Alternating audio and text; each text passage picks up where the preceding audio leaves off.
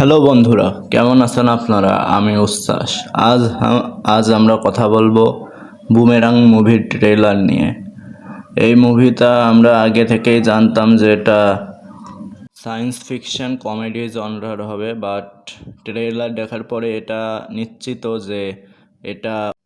এটা নিশ্চিত যে এটা সায়েন্স ফিকশন ঘরানার হওয়ার পাশাপাশি সুপার হিরো জনরারও হতে চলেছে। কারণ এখানে শেষের দিকে দেখানো হয় যে একটা ডায়লগ আছে যে আমাদের এখানে স্পাইডারম্যান সুপারম্যানের মতো কোনো হিরো নেই কেন, তখন জিতের কিছু অ্যাকশন দেখানো হয়। সো এটা এখান থেকে ধারণাই করা যাচ্ছে যে এটা সুপার হিরো জনরারও হতে চলেছে, মানে এখানে সায়েন্স ফিকশনের সাথে কমেডি সুপার হিরো সব ধরনেরই এলিমেন্টই থাকবে।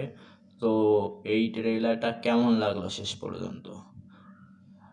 মাইন্ড ব্লোয়িং লেগেছে, মাইন্ড ব্লোয়িং। সে জিত ফাটিয়ে দিয়েছে। আর রুক্মিণী সহ যারা যারা অভিনয় করেছে তাদের তো অভিনয়ের কোনো মানে কি করেছে সেটা বললামই না, কারণ তারা দুর্দান্ত অভিনেত্রী, তারা দুর্দান্ত কাজ করেছে। এই ট্রেলারটা আমার দারুণ লেগেছে। আশা করা যায় এই ছবিটা চলবে যদি জনগণ পাশে থাকে, কারণ এই ধরনের ছবি ভারতের পশ্চিমবঙ্গে চলে না। আমরা দেখেছি অনেক ধরনের ছবি, মির্জা পর্যন্ত অতটাও ভালো বিজনেস করতে পারেনি এত হাইপ থাকা সত্ত্বেও। বাট আশা করা যায় এটা করবে, কারণ এটা সুপারস্টার জিৎ আছে, আর জিৎ মানে হিট আমরা সবাই জানি। তো আশা করা যায় এইটা হিট হবে এবং সুপার হিট হবে। তো এটা সম্ভবত বাংলার প্রথম কোনো সুপার